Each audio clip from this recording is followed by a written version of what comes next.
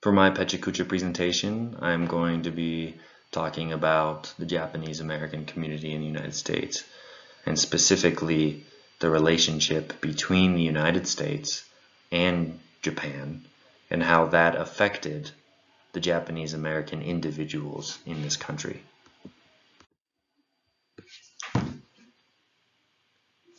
The Japanese and American relationship has been one filled with war, mistrust, business, trade, many successes, and all of which has directly and greatly affected the Japanese American community.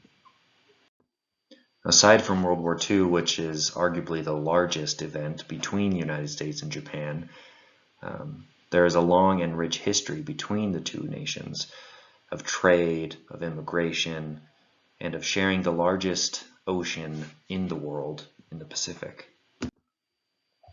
Now, this immigration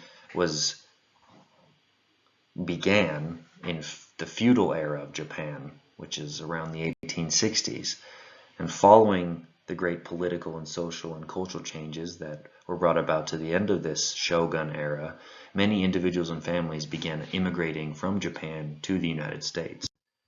Initially, these immigrants were primarily rural farmers who were from agricultural villages and towns in the middle of nowhere in Japan, many of whom were deemed unskilled and uneducated. As time passed, however, many young adults, men and women, began attending American universities to further their education. Now, this exposure further increased the understanding of the Japanese, of the American society and its capitalistic nature.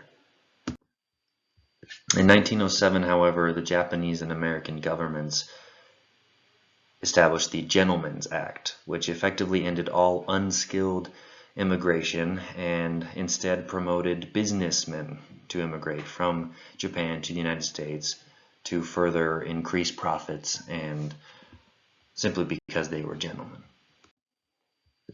And the Japanese American community has faced many trials since arriving in the United States, many of which derived from laws put in place in the 1700s that prohibited any Japanese or foreigner to own land or to vote in the United States. In 1924, even more so, the Immigration Act was passed, which limited the immigration of many countries, specifically Japan, besides a quote-unquote token few, which ended, so this act ended a long and rich history of immigration that lasted decades. The generation born before World War II was the last generation, really, of Japanese American immigrants. Now this, by the time of World War II, that meant this generation was fully integrated and fully naturalized into American society. They were proficient in English, and they participated in schools all across the country, and for all intents and purposes were fully American, just as much as you or I would be. The sad truth is that this generation was the principal generation that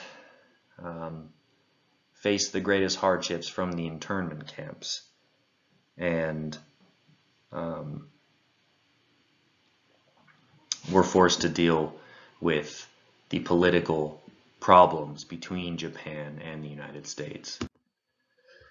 It wasn't until World War II ended and the internment camps ceased, and as well as John F. Kennedy reinstating immigration through the Immigration and Nationality Act, which resumed immigration between Japan and the United States, and finally getting things back to the way that they were, where now there are an estimated 5,000 to 10,000 Japanese immigrants to the United States per year.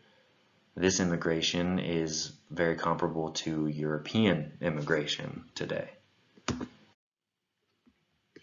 So what started as rural, uneducated immigrants from Japan to the United States has now become successful generations after generations in business, politics, athletics, and many other ventures. Japanese Americans have seen great success due to their hard work and diligence, of whom is the prominent actor George Takei, who has been in the film industry for decades and decades and is well known for his major role in the Star Trek series that my dad watched. George Takei was part of this second generation of Japanese Americans before World War II, born before World War II. And he was born into Los Angeles with a large family that were all part of the working class. And they had a restaurant and a house and were fully American. He and his family were taken to internment camps as World War II started and shipped from state to state for years to the various internment camps, and were forced to deal with the consequences and the traumas that were inflicted upon them, he and his family. Now, George still feels the effects and the traumas from the internment camps, and he makes an effort to share his story with everyone nationwide as he talks to multitudes of societies and groups of individuals to remind them that though we may be a passionate nation, we cannot commit the same mistakes that we have in the past, specifically in times of great trial and war. He is the shining example of Japanese Americans today. And that is my presentation. Thank you.